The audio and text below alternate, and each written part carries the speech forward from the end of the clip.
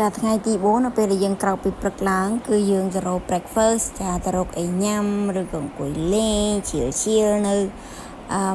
តាមមាត់សមុទ្រមាត់ឆ្នេរមាត់អីណាបងប្អូនចាហើយខ្សាច់នៅទីនោះអត់សូវជាសស្អាតទេគឺវារាងក្រហ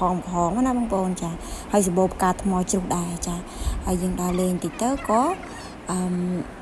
ញ៉ាំអីហើយយើងក៏បានជួលម៉ូតូគេដើម្បីជិះឆ្វែកោះចាបងប្អូនកោះចាំចាយើងជិះទៅហើយនៅស្រុកថៃគេមានកូកូណាត់ប៊ីចដែរចាកោះដូងឆ្នេរដូងនិយាយណាបងប្អូនពេលយើងទៅដល់យើងក៏ក្រាល